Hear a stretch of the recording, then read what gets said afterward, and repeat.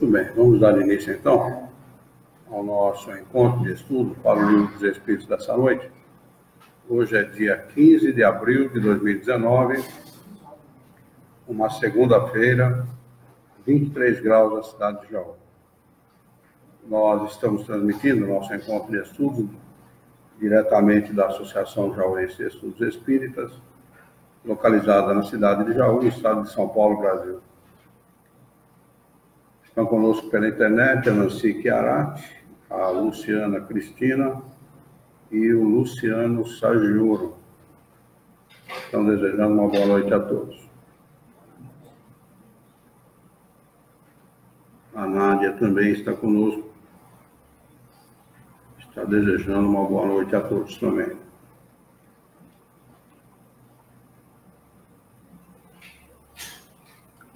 Muito bem. Nós paramos na última segunda-feira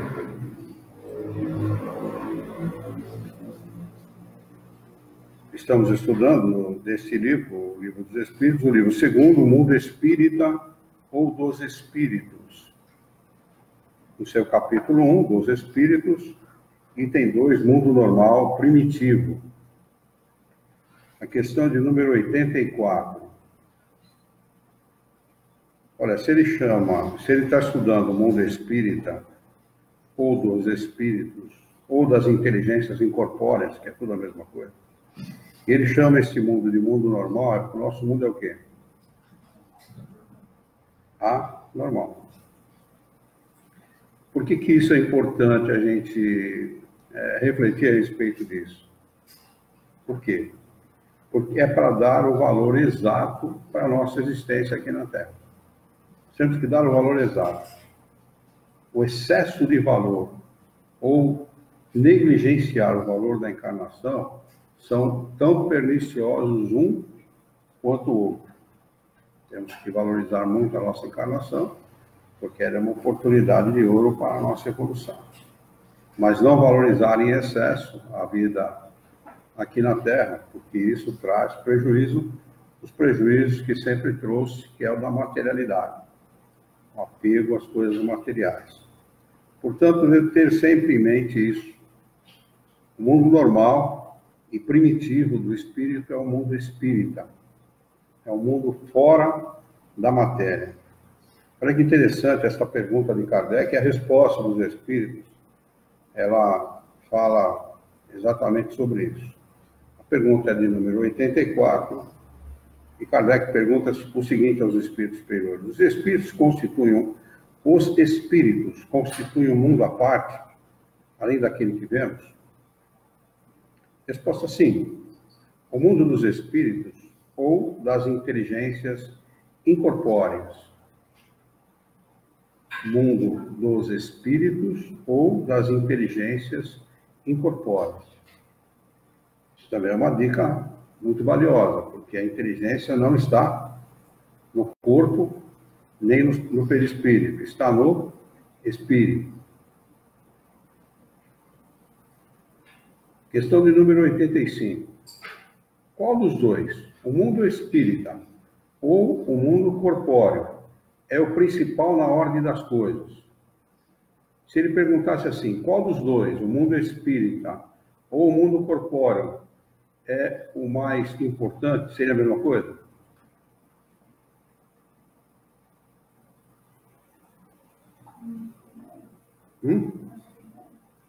Não.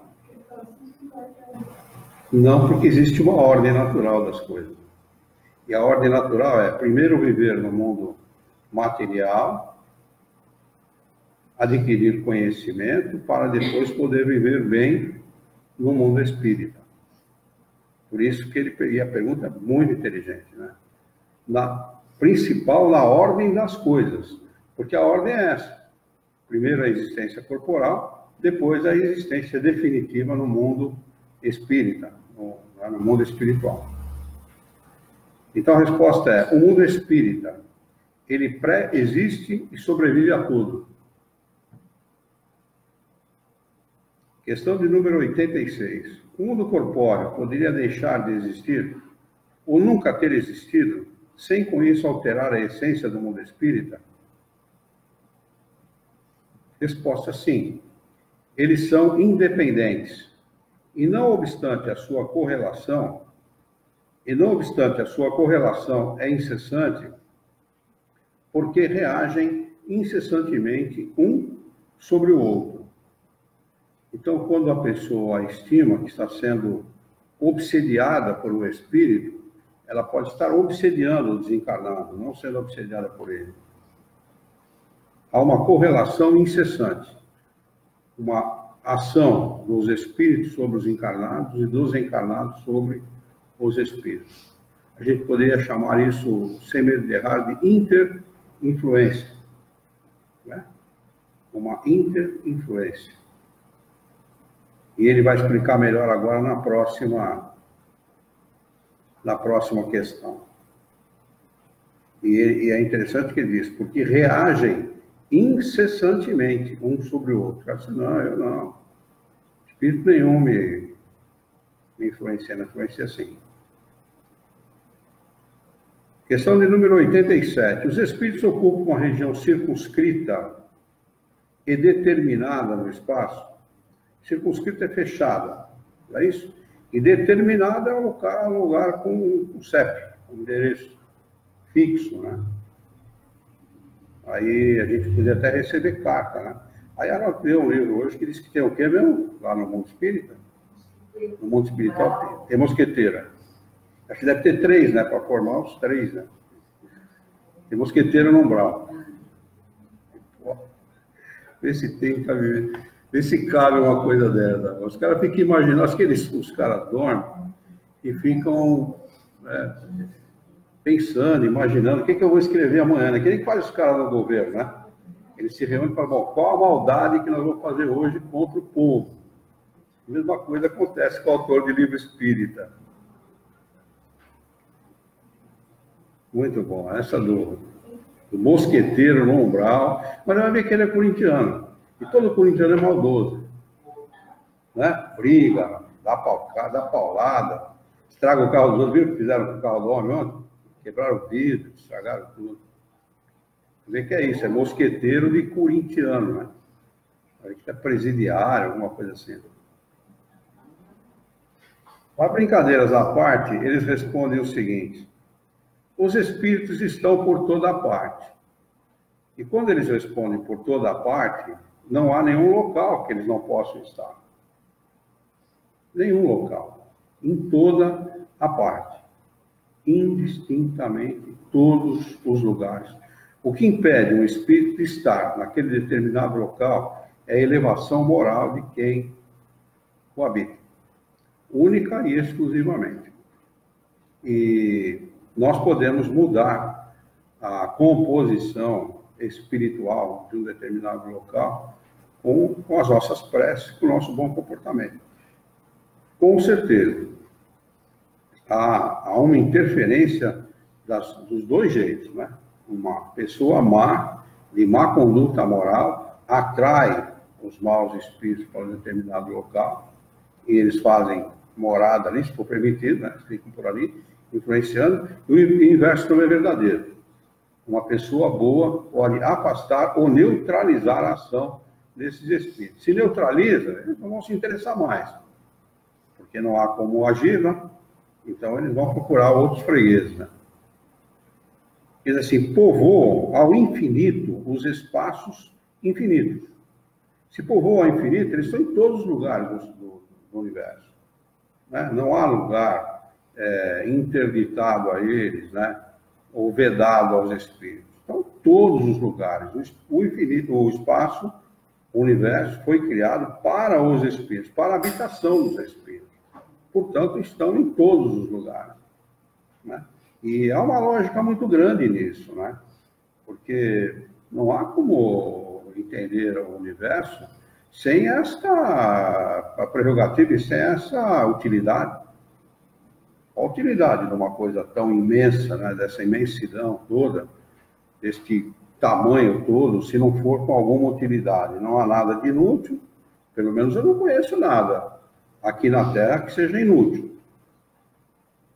Não é? Não, há algumas coisas inúteis, mas eu não vou falar aqui. Né? Mas eu não conheço nada de inútil. Até aquele que se considera inútil é útil para alguma coisa. Né? Ele diz assim: os que estão sem cessar ao vosso lado, sem cessar, observando-vos e atuando sobre vós, sem o saberdes, porque os espíritos são uma das forças da natureza e os instrumentos de que Deus se serve para o cumprimento de seus desígnios providenciais. O que significa esse termo desígnios providenciais?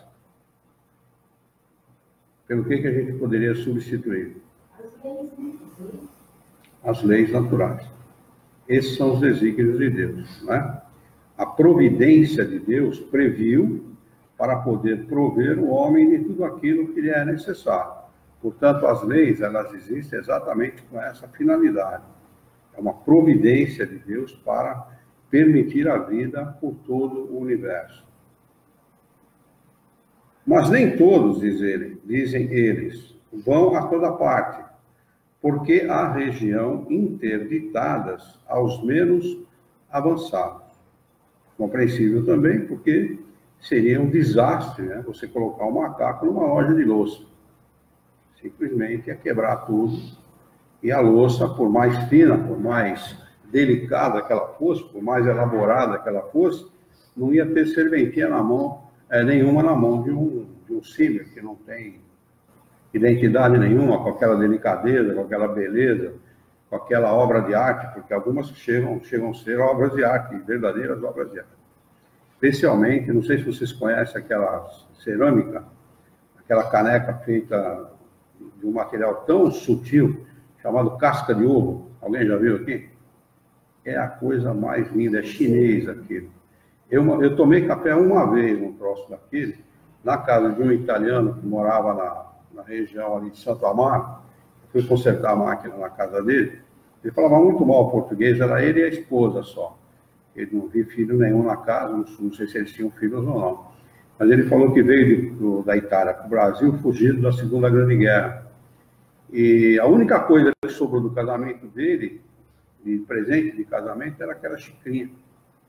E a xicrinha tinha um bule, fazia parte de um conjunto de meia dúzia de xícaras, bule e negócio para servir leite, leiteira, acho que era uma leiteirinha pequenininha, porque o bule era pequenininho também, delicadinho.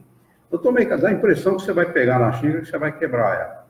É uma casca de ovo, realmente, é bem fininho mesmo. Mas o café ficou uma delícia ali dentro. Tem um outro sabor, né? É interessante isso. Então, há realmente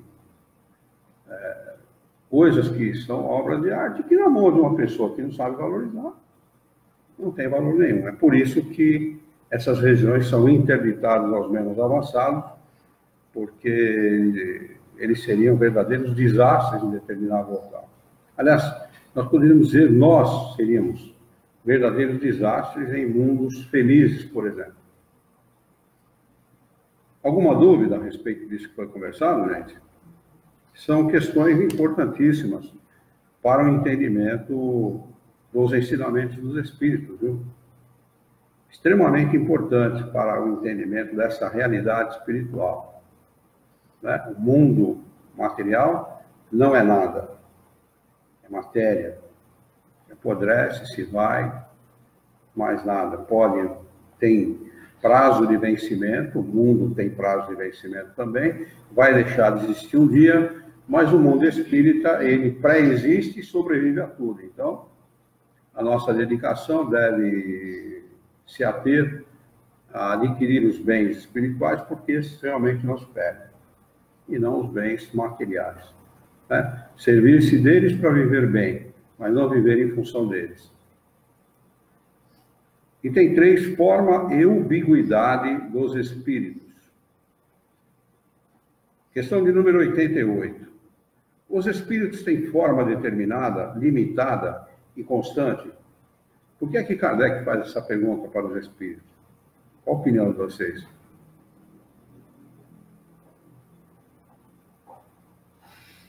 Uma forma determinada limitada e constante. Quem tem forma determinada, limitada e constante? Nós, os encarnados. Daí a pergunta de Kardec. Ele queria saber se os espíritos eram a mesma coisa. Né?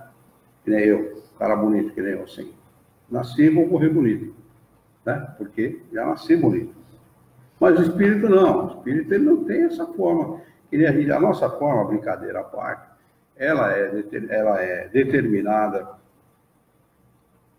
limitada e constante, porque o mundo material não dá possibilidade para nós, os encarnados, de alterarmos a nossa forma. A nossa forma é sempre limitada e constante.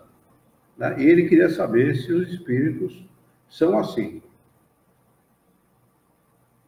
E eles respondem: aos vossos olhos, não. Aos nossos, sim. Eles são, se o quiseres, uma flama. Uma flama é uma labareda. Né? Fui procurar no dicionário, está lá.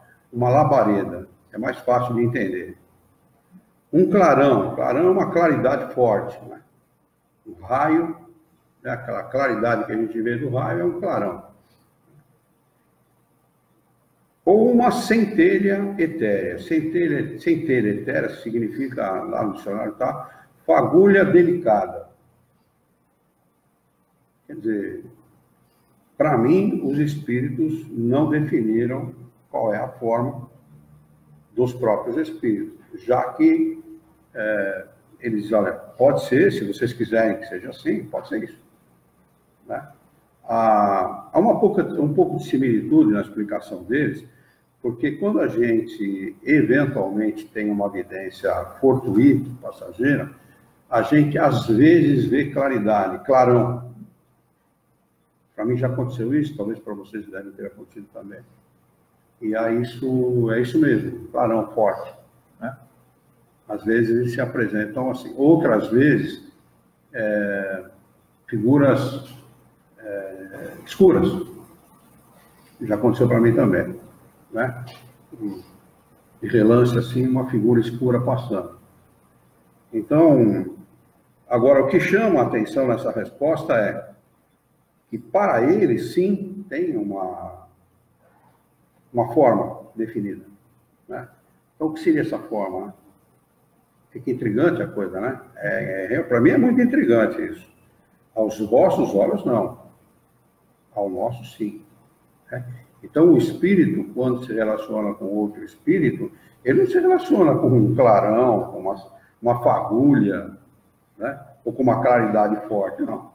Isso independente da elevação do espírito. Bem, aqui ele não definiu isso. Ele não definiu. Tem na nota do Macabé que se refere ao espírito todo. Aquele nota do tradutor, sim. Ele está falando, mas o espírito que deu a resposta não definiu isso. Né? Por isso que o tradutor colocou qual é a opinião dele a esse respeito. Né? No entretanto, eu acho que a resposta é muito mais genérica do que isso. Abrange uma explicação muito maior do que somente aos espíritos puros. Né?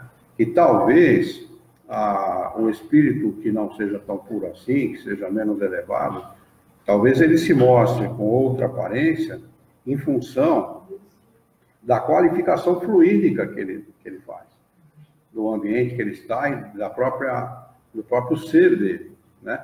Como é que o cara porco que não toma banho é representado? Agora uma nuvenzinha de mosquito aqui em cima, né? Mais ou menos isso, né?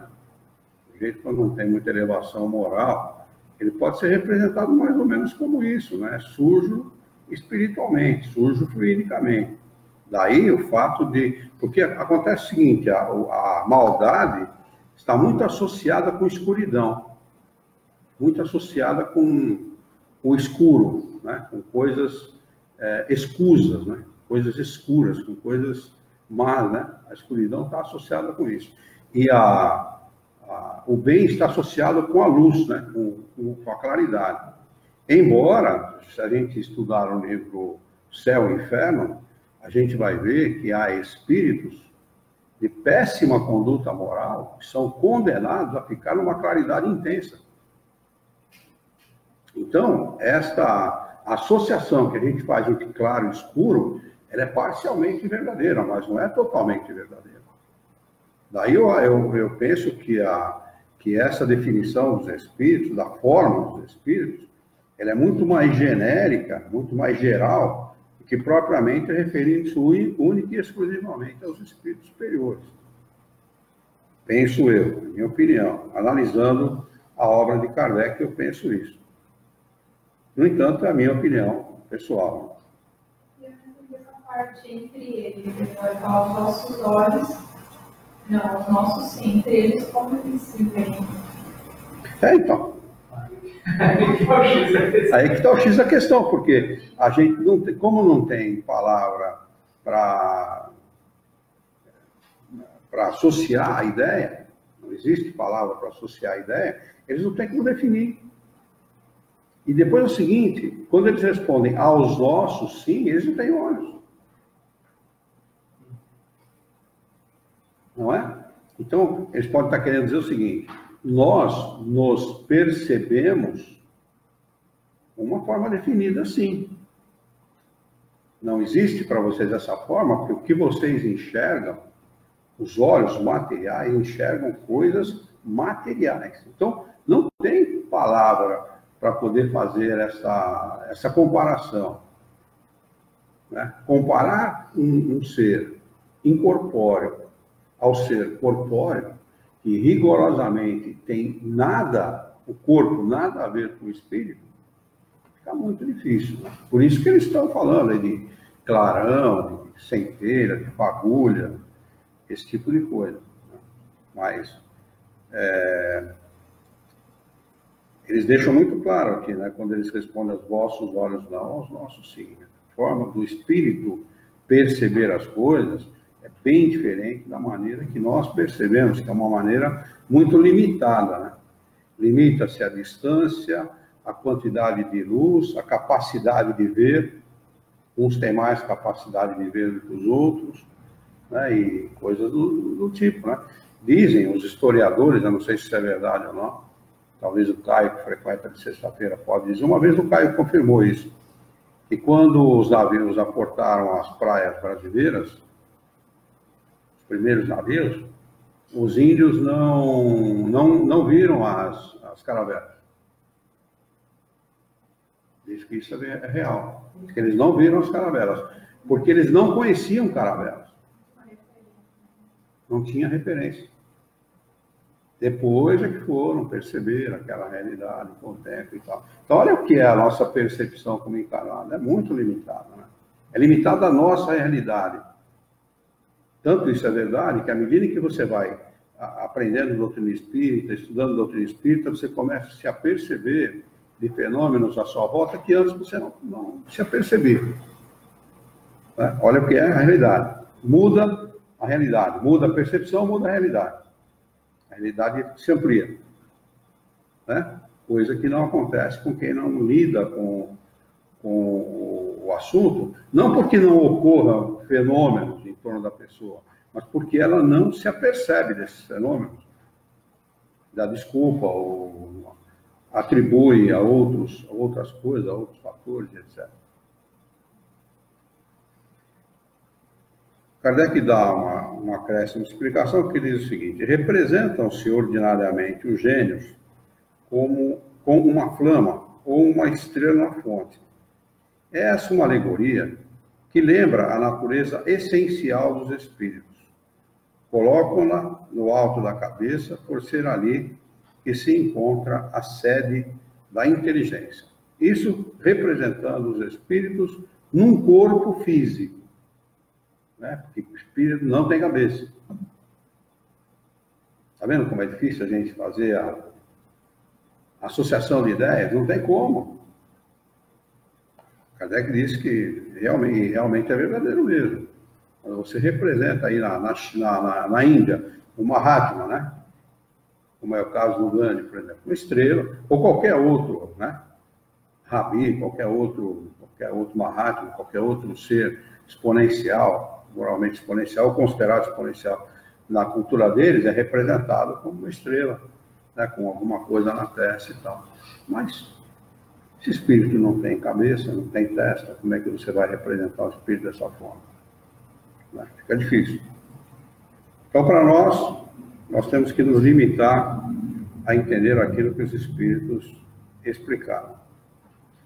E existe um rodapé, nota do professor José Herculano Pires, que diz o seguinte: todo esse trecho se refere ao espírito puro, desprovido do perispírito. Necessário atentar para essas variações para não confundirmos as explicações. Tá bom. Desprovido do perispírito não seria uma afirmação correta, na minha opinião. Porque os espíritos explicam, vou explicar aqui no perispírito, que mesmo os espíritos mais puros não estão desprovidos de perispírito. É um perispírito totalmente diferente do nosso, mas eles têm que ter um liame, uma ligação, alguma coisa com a qual ele possa lidar com a matéria. E eles lidam com a matéria de alguma forma. Não como nós lidamos, não como um espírito atrasado lida, um espírito menos adiantado lida com a matéria mais bruta, mesmo, ainda que seja o fluido, né? O fluido mais pesado, mais bruto.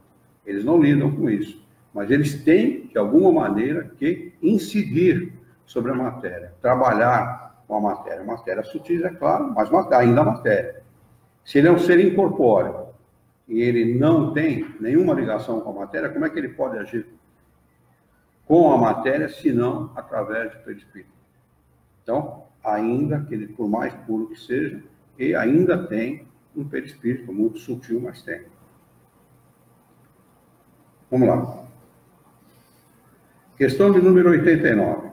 Os espíritos gastam algum tempo para cruzar o espaço? Resposta: sim, mas rápidos como o pensamento. Bom, deve ter uma grande vantagem, né? Combustível no preço que está. Rápido desse jeito, por mais que gaste, né? Não vão gastar combustível como a gente. Rápidos como o pensamento. Maravilha, não, gente? O que é o espírito? Não, que somos nós, né? E o que é o espírito? 89A. O pensamento não é a própria alma que se transporta? Então, mais uma vez, Kardec associando pensamento, falando que pensamento e espírito é uma coisa só. Eles já responderam atrás que o pensamento é atributo e não o próprio espírito, é uma qualidade do espírito. Eles respondem: quando o pensamento está em alguma parte, a alma também o está, pois é a alma que pensa. Mais uma vez, eles afirmam que o pensamento é um atributo. Então, o pensamento não é a própria alma que se transporta, não. Ele utiliza-se desse atributo, desta ferramenta, para causar, para dar, vamos dizer assim, eficiência à sua vontade. Usa do pensamento, ele tem uma vontade, ele determina aquela vontade e o pensamento age. Ele está usando aqui, em vez de alma, usar como espírito, Entendi. na descrição, no caso da pergunta. Sim, eu também acho que foi mal traduzido, porque a alma é o espírito encarnado. Eles falam lá no começo, né? Portanto, a tradução aqui foi equivocada, né? Na minha opinião, sempre é bem lembrado aí. Devia ser, a pergunta, certamente, Kardec o fez como pensamento, não é o próprio espírito que se transporta. Certamente foi algo assim. Ou algo no sentido de dar essa ideia, né? Mas, de qualquer maneira, a gente também pode subentender como espírito. E sempre lembrando que Kardec faz essa distinção, lá quando ele explica, faz essa distinção entre alma e espírito. A partir de agora, alma é o espírito encarnado. Questão de número 90. O espírito que se transporta de um lugar a outro tem consciência da distância que percorre? E dos espaços que atravessa? Deixa eu ver se tem alguém no YouTube aqui. O Márcio. Boa noite, Márcio. Bem-vindo, viu? Márcio Tarantino está conosco.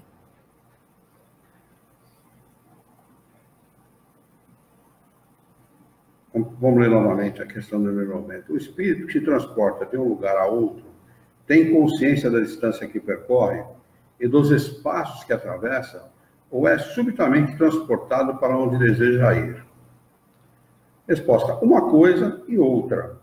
É fácil de entender, é tão rápido que é como se ele soubesse da distância, soubesse o caminho a ser percorrido, mas se transportasse para lá quase que imediatamente. Né? Força do pensamento, é fácil de entender isso. Imagina a tua casa, um lugar onde você gostaria de ir, uma praia, um lugar gostoso, um lugar para prazer. Estaríamos lá no mesmo tempo que nós pensamos naquele lugar.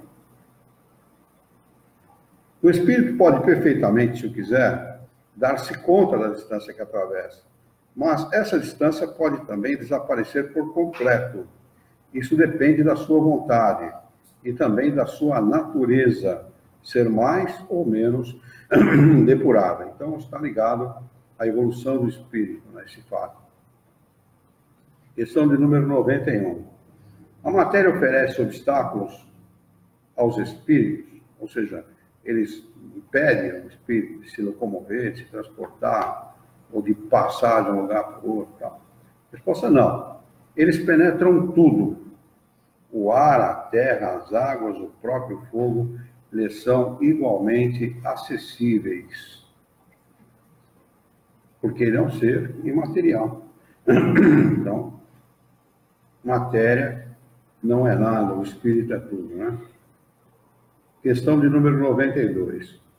Os espíritos têm o dom da ubiguidade, ou, em outras palavras, o mesmo espírito pode dividir-se ou estar ao mesmo tempo em vários pontos.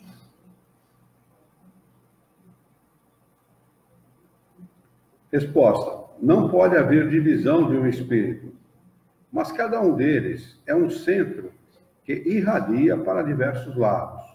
E é por isso que parecem estar em muitos lugares ao mesmo tempo. Vês o Sol, que não é mais do que um, e não obstante irradia por toda a parte, e envia os seus raios até muito longe. Apesar disso, ele não se divide. Então, a ubiguidade é a irradiação do pensamento. Quando ele fala em irradiar, o que o espírito irradia é o pensamento, não é outra coisa. Né? Não é o ser que está irradiando-se a si mesmo, mas o seu pensamento. Seu pensamento que vai ao longe. Né? Um espírito, quanto mais evoluído, maior a capacidade de irradiar o seu pensamento ao mesmo tempo para diversos pontos diferentes.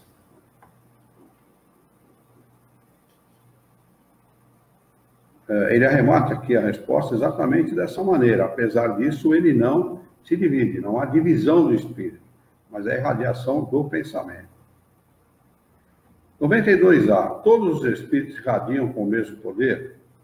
Resposta: bem longe disso. O poder de irradiação depende do grau de pureza de cada um.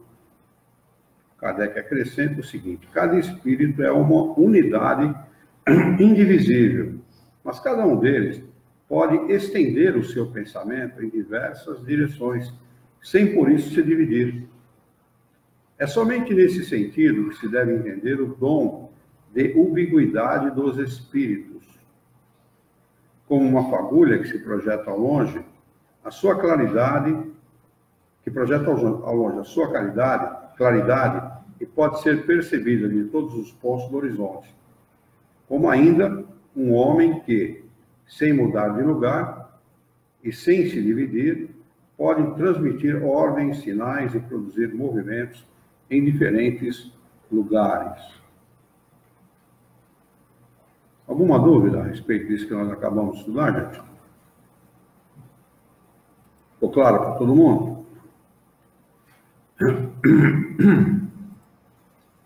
Muito bem. Item 4, ou quarto item, perispírito. Questão de número 93. O espírito propriamente dito vive a descoberto, ou como pretende alguns, envolvidos por alguma substância?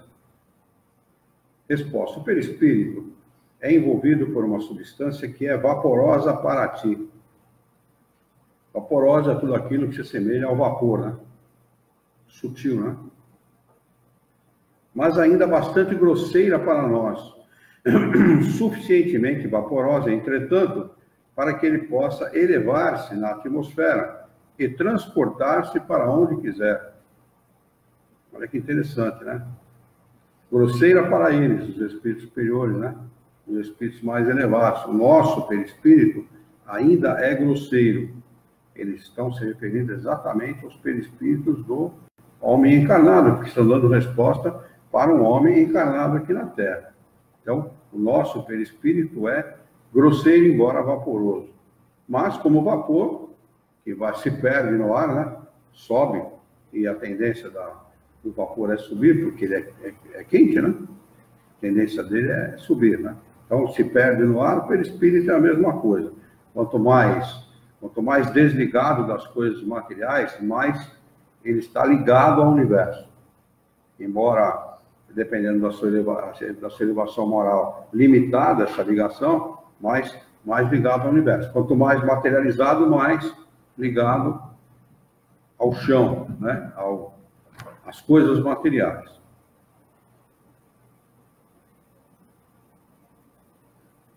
Acrescenta Kardec a seguinte explicação.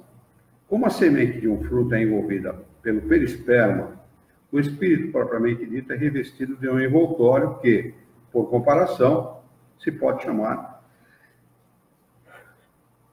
perispírito. 94. Questão de número 94 é uma questão muito importante para a gente entender a questão do perispírito, viu? Extremamente importante. Pergunta Kardec, de onde tira o espírito seu envoltório semimaterial? Ou perispírito? Resposta. Do fluido universal de cada globo. É por isso que ele não é o mesmo em todos os mundos. Agora, passando de um mundo para o outro, o espírito muda de envoltório, como mudais de roupa. Então, onde é que fica a marca do perispírito? Veio um cara fazer uma palestra aqui nessa casa uma vez, era um delegado de Curitiba, ele fazia esse estudo, ele era papiloscopista, estudava digital, né? E ele afirmava categoricamente, como aquele doutor, aquele cientista de Bauru, afirmava categoricamente que fica as marcas sim no perispírito. O cara leva um tiro e fica a marca no perispírito. Aí o cara muda de mundo, tem que levar o perispírito junto, porque como é que vai levar a marca? Aí o espírito superior disse, não, ele vai para outro mundo, ele troca o perispírito lá. Né? Então está em conflito direto com os ensinamentos dos espíritos superiores. Tá? Eu estava brincando, ele tem um guarda-roupa, quando ele deixa o perispírito. Deixa o perispírito pendurado, claro. Evidente. É perispírito fashion, né? Uma moda, né? Agora eu vou usar aquele perispírito que eu usava lá na Terra. Não, agora eu vou usar o que eu usava em Marte. Tá? Perispírito para cada gosto. Compra aqui seu perispírito. Eita, essa do mosqueteiro no umbral, essa é forte. Os quatro evangelhos, eles não falam que tem espíritos que eram responsáveis pelas vestes de Jesus. Era um espírito roupeiro, né? Deve ser, vai ver que treinou em algum time de futebol, né? E roupeiro tem time de futebol, lá, vê que era isso. Treinou no Corinthians. Escondia uma roupa quando ele sumia.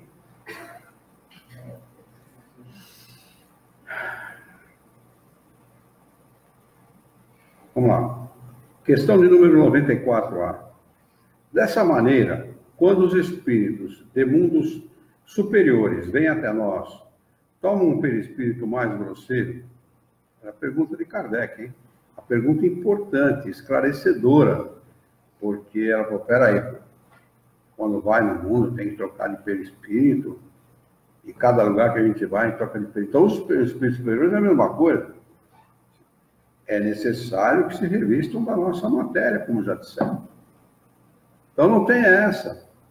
Não, porque perispírito, o espírito superior não vai trocar, troca sim, é obrigatório, está nas leis de Deus, ele tem que trocar. Só que com a diferença, como o perispírito é formado dos elementos constitutivos do planeta, existem elementos mais grosseiros e elementos mais sutis, não é isso? Do que o perispírito, o espírito superior vai formar o perispírito dele? Os mais sutis, evidente. Tem que ser um perispírito que se adeque à ordem moral daquele espírito. Evidente. Jesus deve ter feito isso. Né? Um perispírito que se adeque, que dê condições de liberdade para o espírito. O espírito tem que agir. E Jesus agiu, ele tinha uma capacidade, uma percepção, ele entrava no ambiente fluídico de cada pessoa. Ele sabia o que a pessoa estava sentindo. Ele era capaz de expandir o perispírito dele com uma facilidade imensa. Daí o tal da pesca maravilhosa, está lá nos evangelhos e tal. Tinha essa capacidade. Por quê? Porque o perispírito dele era diferente do nosso. Quanto menos evoluído o espírito encarnado, mais grosseiro é o perispírito. Daí, alguns espíritos, alguns encarnados, desencarnarem e não se deem conta de que desencarnaram. Tão grosseiro é o perispírito. Eles acham que aquele perispírito não é o corpo dele. Aí continuam vivendo da mesma maneira. Sentam na mesa para comer, deitam para dormir, tomam ônibus para se locomover, conversam com as pessoas como se tivessem encarnado. Da mesma maneira. Não vão demorar para perceber a sua própria realidade, porque não se dão conta dela.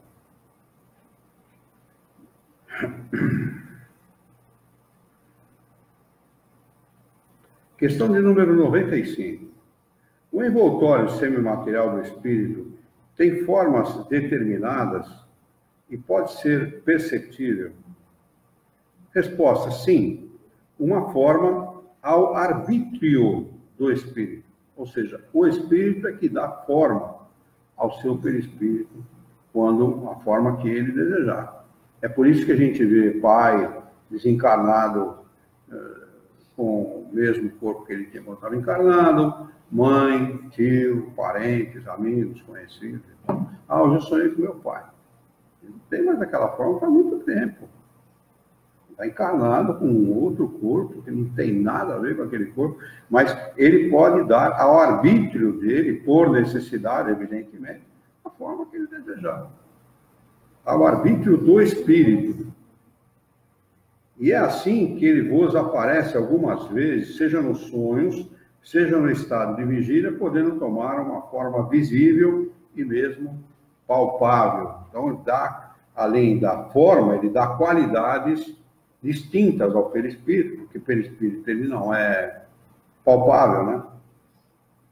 A gente não consegue pegar, tocar o perispírito, mas ele pode dar momentaneamente esta aparência, essa forma ao perispírito. Alguma dúvida a respeito de perispírito? Aí o cara, o tal de Zimmermann, escreve um livro dessa grossura assim para explicar esse perispírito. Seria aquele livro que você não entende nada. Já viu esse livro? Ah, pai, eu tenho esse livro. Comecei a ler para não. Esquece. Hã? Linguiça no assunto. Linguiça.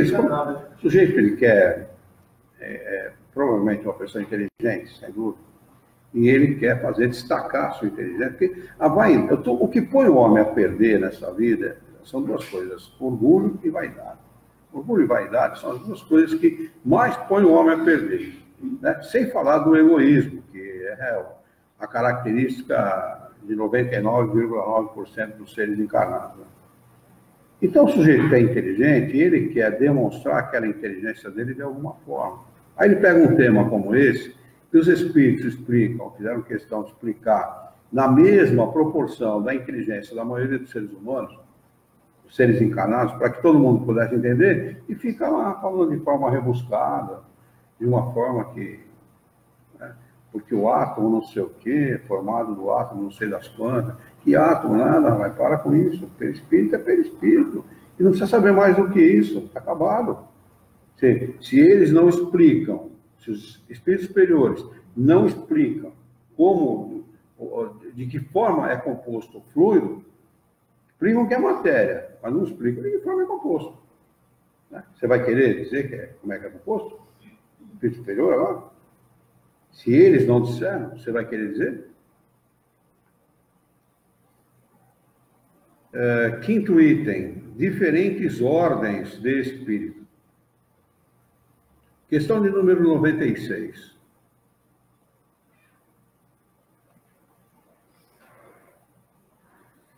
Os espíritos são iguais ou existe entre eles alguma hierarquia?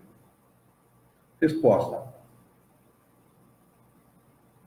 São de diferentes ordens, segundo o grau de perfeição a que tenham chegado. Questão de número 97. Pergunta. Há um número determinado de ordens ou de graus de perfeição entre os espíritos? Resposta. É ilimitado o número dessas ordens, pois não há entre elas uma linha de demarcação traçada como barreira, de maneira que se pode multiplicar ou restringir as divisões à vontade. Não obstante, se considerarmos os caracteres gerais, podemos reduzi-las a 3 ordens principais.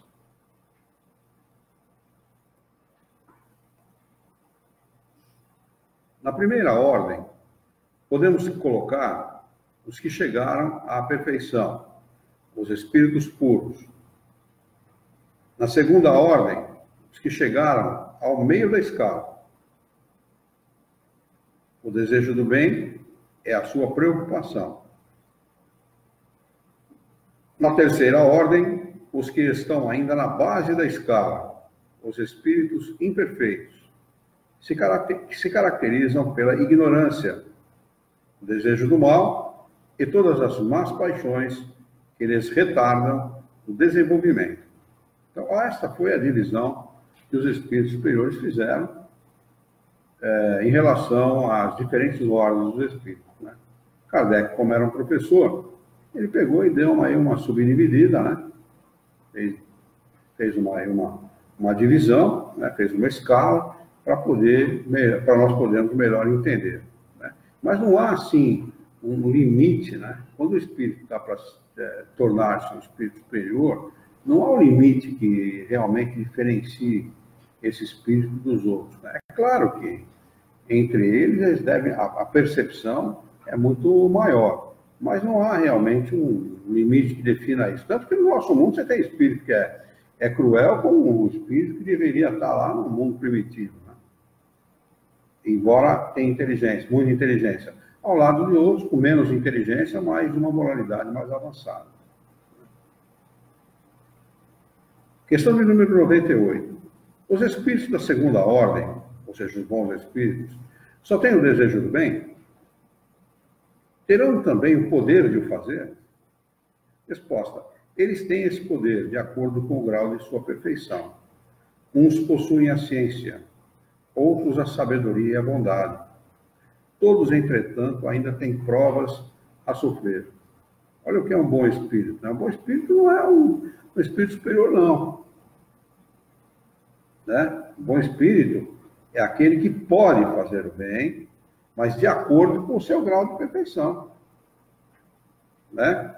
Uns possuem a ciência é o conhecimento, é todo o conhecimento que o planeta pode oferecer a um espírito. Isso é a ciência.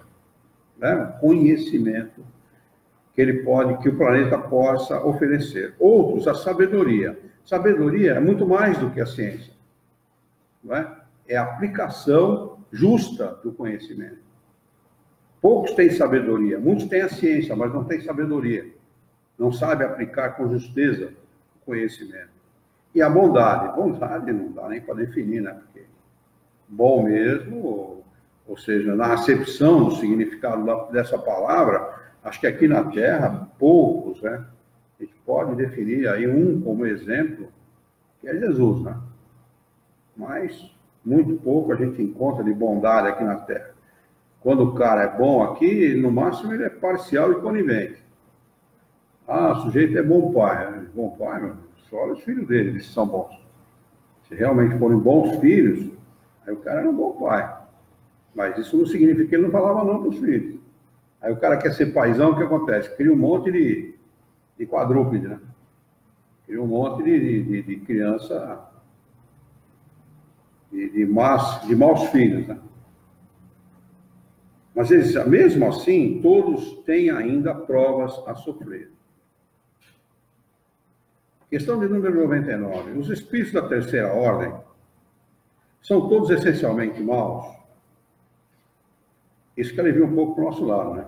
Isso não. Uns não fazem bem nem mal. Outros, ao contrário, se comprazem no mal e ficam satisfeitos quando encontram a ocasião de praticá-los. Ainda espíritos levianos ou escovados. Escovado é atrapalhado, né? Que já vou falar atrapalhado. Mais travessos do que malignos. Se comprazem mais na malícia do que na maldade, encontrando prazer em mistificar, ou seja, se satisfazer em enganar os outros, e causar pequenas contrariedades, das quais se riem. Alguma dúvida, gente? Item 6, escala espírita. Questão de número 100. Observações preliminares. E essas observações são de Kardec. Que diz o seguinte: observações preliminares. A classificação dos espíritos funda-se no seu grau de desenvolvimento, nas qualidades por eles adquiridas e nas imperfeições de que ainda não se livraram. Esta classificação nada tem de absoluto, ele deixa claro isso aqui. A gente não deve tomar essa classificação como absoluta, porque o que separa um espírito do outro nessa classificação é muitas vezes uma linha muito tênue, que se confunde uma com a outra.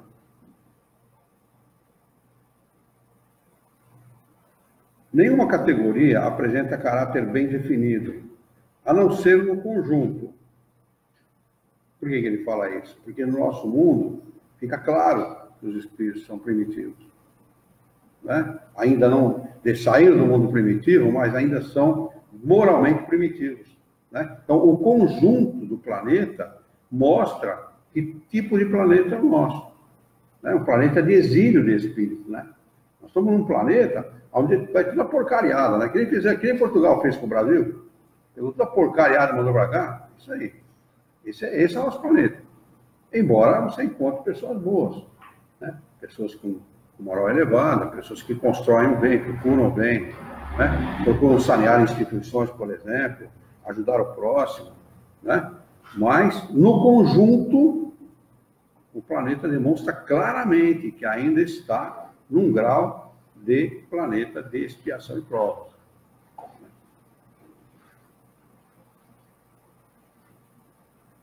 De um grau a outro, a transição é insensível, pois nos limites as diferenças se apagam, como nos reinos da natureza, nas cores do arco-íris, ou ainda nos diferentes períodos da vida humana.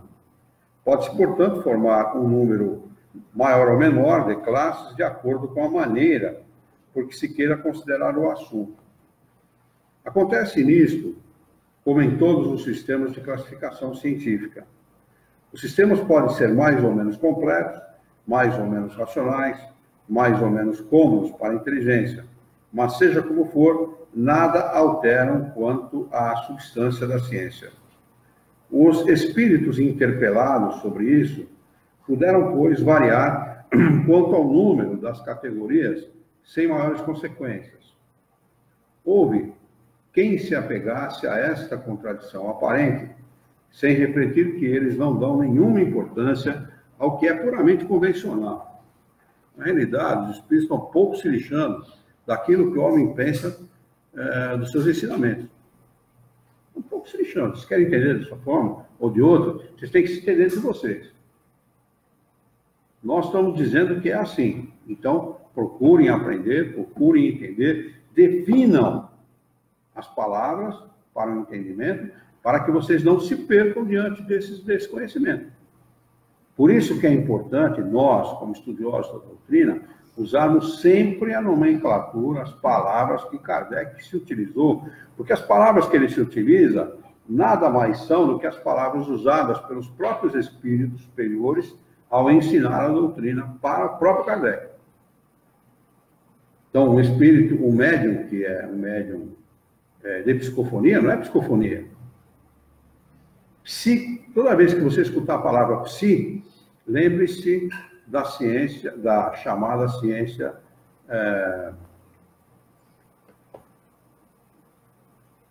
o professor usa muito essa... Meu Deus.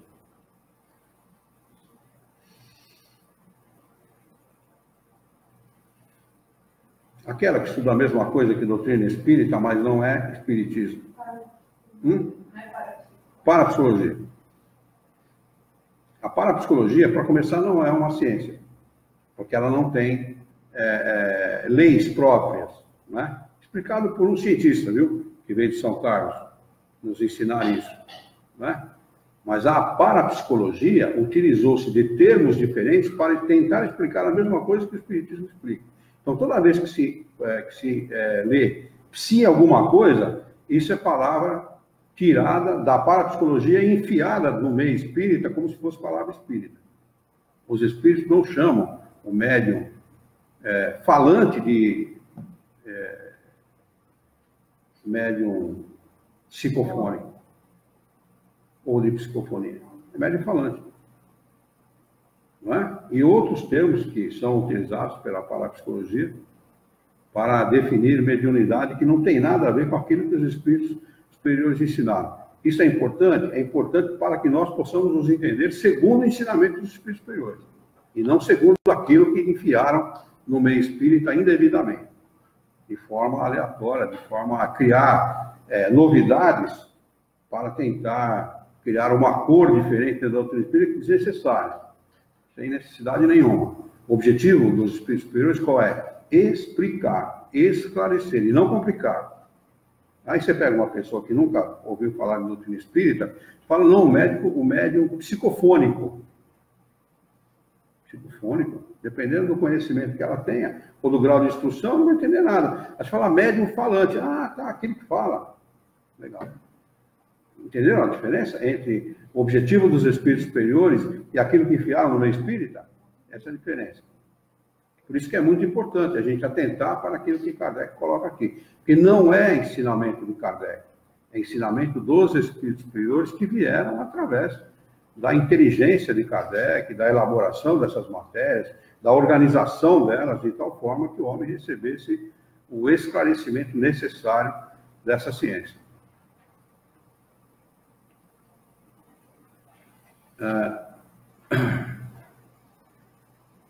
Para eles, o pensamento é tudo. Deixam-nos os problemas da forma, da escolha dos termos, das classificações. Em uma palavra, dos sistemas. Porque a realidade dos espíritos não tem nada a ver com sistemas humanos. Né? Por quê? Porque a ciência humana é uma ciência iniciante. Falando da ciência clássica.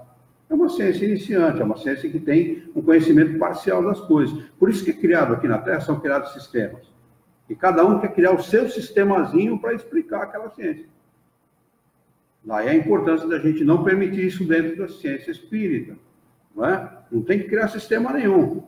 Nós temos que entender aquilo que os espíritos superiores ensinaram, nos atermos aos criados por Kardec, né? Não que rigorosamente, tá? Nós estamos engessados nisso. Não é isso que eu estou dizendo.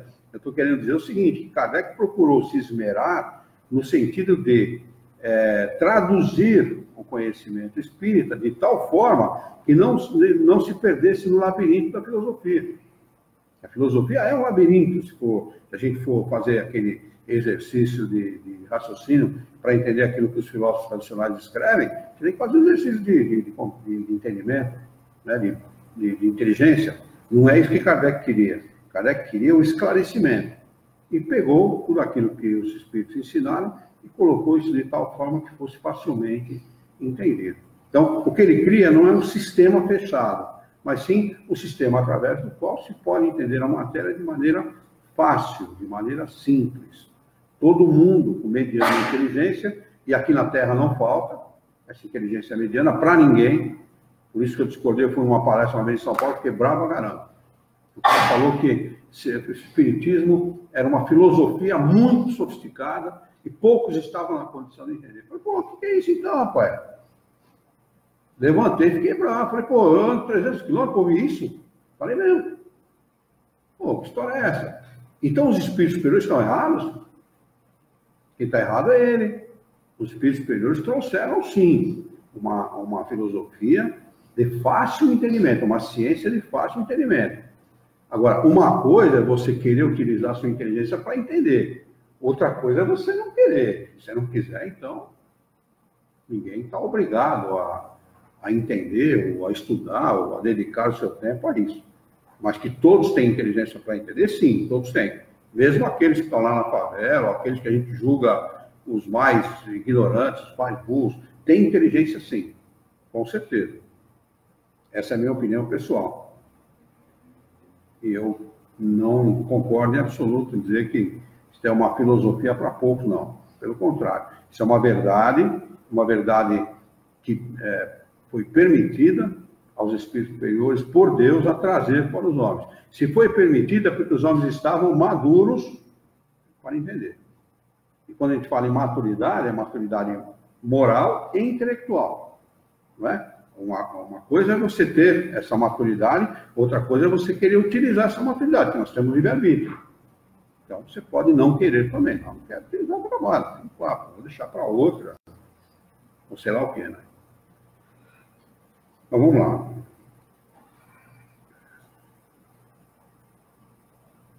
Ajuntemos ainda esta consideração que jamais se deve perder de vista. Entre os espíritos, como entre os homens, há os que são muito ignorantes.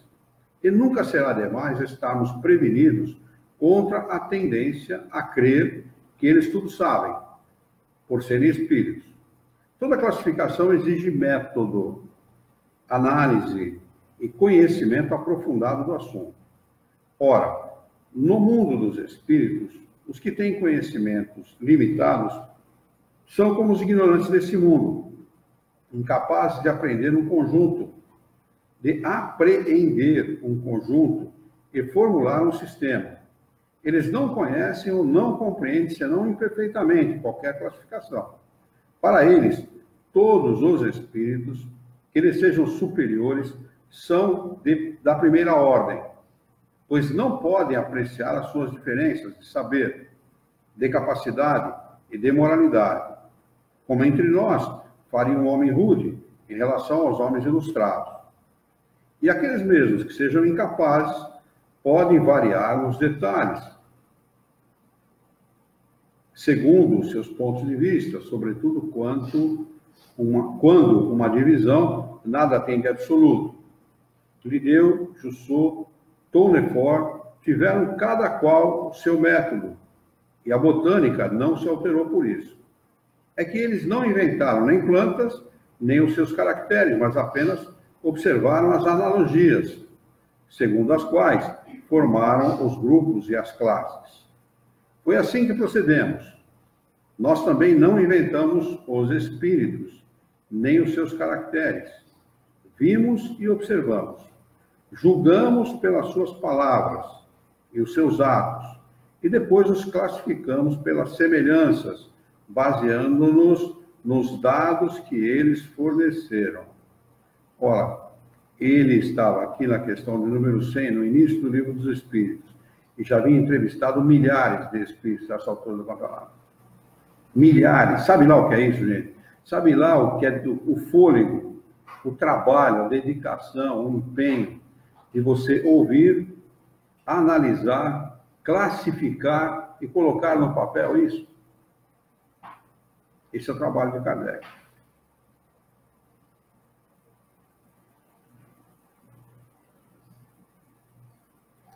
Os espíritos admitem geralmente 3 categorias principais ou 3 grandes divisões. Na última, aquela que se encontra na base da escala, estão os espíritos imperfeitos, caracterizados pela predominância da matéria sobre o espírito e pela propensão ao mal. Os da segunda se caracterizam pela predominância do espírito sobre a matéria e pelo desejo de praticar o bem. São os espíritos bons. Ainda existe predominância da matéria sobre esses espíritos. A primeira, enfim, compreende os espíritos puros que atingiram o supremo grau de perfeição. Essa divisão nos parece perfeitamente racional e apresenta caracteres bem definidos. Não nos resta senão destacar, por um número suficiente de subdivisões, as nuances principais do conjunto. Foi o que fizemos com o concurso dos espíritos, cujas benevolentes instruções jamais nos faltaram. Com a ajuda deste quadro, será fácil determinar a ordem e o grau de superioridade ou inferioridade dos espíritos com os quais podemos entrar em relação e, por conseguinte, o grau de confiança e de estima que eles merecem.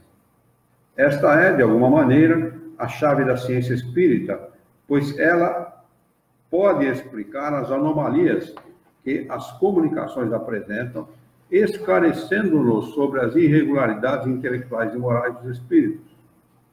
Observaremos, entretanto, que os espíritos não pertencem para sempre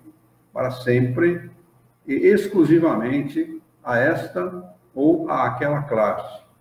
O seu progresso se realiza gradualmente e, como muitas vezes se efetua mais num sentido que no outro, eles podem reunir as características de várias categorias, o que é mais fácil apreciar por sua linguagem e seus atos. Então, esta classificação, a escala espírita, ela tem que estar sempre presente no nos nossos trabalhos, né? Os trabalhos mediúnicos, sobretudo, para a gente saber com que tipo de espírito a gente está lidando. E é importante saber isso, né? Os espíritos, os maus espíritos, eles têm que ser tratados como maus espíritos. Não se dá ouvido para eles, não. Os bons como bons. E os superiores com deferência, né? Com toda deferência, com todo respeito. Mas os maus como maus, tem que saber lidar com esse tipo de espírito, como a gente deve saber lidar com os maus encarnados, né? Não se dá muito ouvido, não, porque é perigoso. Muito bem, vamos anotar aqui terceira ordem, espíritos imperfeitos, para nós retomarmos na próxima segunda-feira. Hoje é dia 15/4/19. Alguém tem alguma pergunta, alguma dúvida, quer fazer algum acréscimo de explicação? Alguma observação? A Rejane está conosco. Bem-vindo, viu, Rejane? Prazer tê-la conosco, viu? Agora que eu vi que você está conosco aí. Obrigado por estar junto com a gente.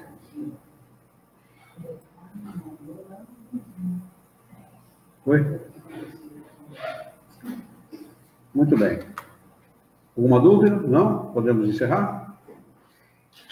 Muito bem. Vamos, então, elevar o nosso pensamento, mentalizar a figura excelsa e amiga de Jesus, ele que é o nosso mestre, é o nosso modelo, e é o guia da humanidade, e juntos com Jesus nos dirigir ao Criador, ao Senhor da vida, fonte inesgotável de paz, de amor, de bondade, de misericórdia e justiça, para agradecê-lo muito pela oportunidade de aqui estarmos reunidos em seu nome, para discutirmos as questões propostas pelo Livro dos Espíritos nessa noite. Queira o vosso amor, a vossa bondade, a vossa misericórdia, que tenhamos bom ânimo, coragem, determinação, ideias renovadas, alegria de viver e muito entusiasmo para que nós possamos trabalhar e sermos úteis à sociedade em que vivemos.